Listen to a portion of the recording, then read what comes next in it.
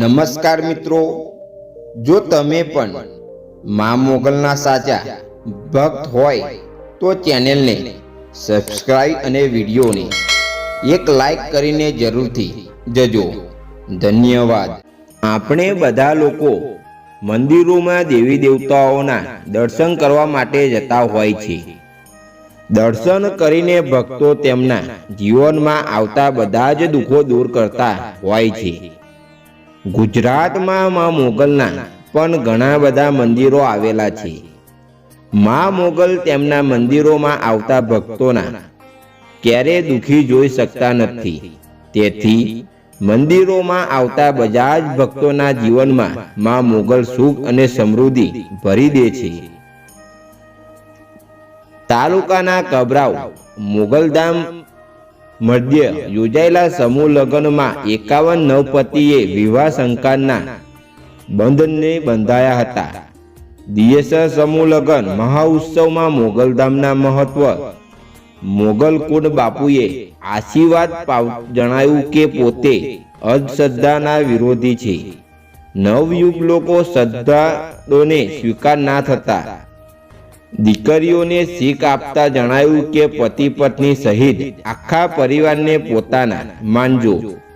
ખોડાસરના આઈ જાલુમાં અને જહુમાં મંદિર બોકથી આઈ હાસબાઈમાં ઉપસ્થિત રહ્યા હતા અને આશીર્વાદ આપ્યા હતા. આવતા વર્ષે 111 દીકરીઓના સમૂહ લગ્ન અહીં યોજાનાર આવશે તેવી જાહેરાત કરાવી હતી. મા મોગલે અત્યાર સુધી ઘણા ભક્તોને સાક્ષાત પડચા આપ્યા હતા. મા મોગલને સોના ચાંદી અને પૈસાની જરૂર નથી. મા મોગલ તો માત્ર તમારી જરૂર છે.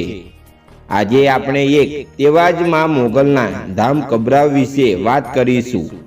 આ મંદિરમાં આવતા બધા જ ભક્તોની માનેલી મનોકામના મા મોગલ પૂરી કરે છે.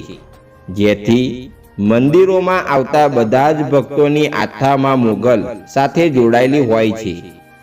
ગુજરાતમાં આવેલું એક એવું મંદિર જ્યારે માથું ટેકવવાથી મળે છે આશીર્વાદ. વર્ષો જૂના રોગોની માતા કરી દે છે દૂર. જ્યારે નથી સ્વીકારાતા દાન દક્ષિણા કચ્છના કબરાવમાં બિરાજમાન મા મોગલ પૈસાની ભક્તોના ભાવની ભૂખી છે. ચાલો આજે આપણે લઈને જઈએ મણિધર વરવાડી મોગલમાના દરબારમાં. ગુજરાતમાં ઘણા દેવી દેવતાઓના મંદિરો આવેલા છે. આ મંદિરોમાં અવારનવાર દેવી દેવતાઓનો ચમત્કાર આપતા હોય છે. પણ કહેવાય છે કે જો આપણે વિશ્વાસ હોય તો જ આપણું કામ પૂરું થાય. ભગવાન પર ભરોસો હોવો ખૂબ જ જરૂરી હોય છે. ખરા હૃદયથી કરેલું સમરણ એક દિવસ અવશ્ય ફળ આપે છે. કબરાવમાં આવતા શ્રદ્ધાળુઓને માતાજીએ પસંદ અતૂટ આસ્થા જોડાયેલી છે. કચ્છના કબરાવમાં બિરાજમાન મા મોગલ હાજરા હાજર છે. ભક્તોને સાક્ષાત પડચા પણ આપે છે. મંદિરમાં આવતા બધા જ ભક્તોમાં મોગલની સાથે મણિધર બાપુના પણ આશીર્વાદ કરીને આશીર્વાદ લેતા હોય છે. મંદિરમાં આવતા બધા જ ભક્તોના માનતાઓ મા મોગલ પૂરી કરે છે.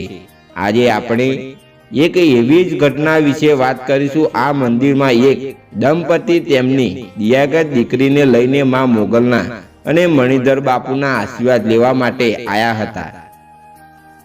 માતાજી અહીંયા રોકાવું હતું એટલા માટે માતાજી રોકાઈ ગયા એવું બાપુનું કહેવું છે કે બાપુનું નામ છે મણિધર બાપુ.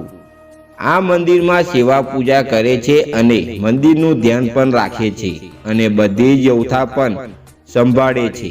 પછી આગળ બાપુ વાત કરતા જણાવે છે કે બાપુને નાગણીએ ડંખ માર્યો એ પોતે જ હતા મા મોગલ અને બાપુનું કહેવું હતું કે હું પ્રૂફ વગર માનતો નથી. એટલા માટે હવે બાપુએ આગળ પ્રૂફ માંગ્યું અને બાપુનું કહેવું હતું કે હું શ્રદ્ધાનો વિરોધી છું અને હું માનતો ન હતો. પછી તો માતાજીએ મણિધર બાપુને કહ્યું કે દીકરા હું એવા માણસો ગોતું છું.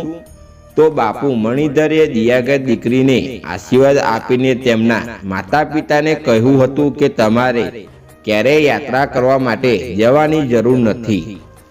તમે માત્ર તમારી દીકરી સેવા કરજો તો માં મોગલ તમારા બધા જ ધાર્યા કામ પૂરા કરીને તમને કાયમ માટે ખુશ રાખશે, જેથી મંદિરોમાં આવતા બધા જ ભક્તોમાં માં મોગલના અને મણિધર બાપુના આશીર્વાદ લઈને તેમને માનેલી બધે જ મનોકામના પૂરી કરે છે। મિત્રો, આ વિડીયો તમને ગમે તો કોમેન્ટમાં જય માં મોગલ લખવાનું ભૂલતા નહીં। જય માં મોગલ।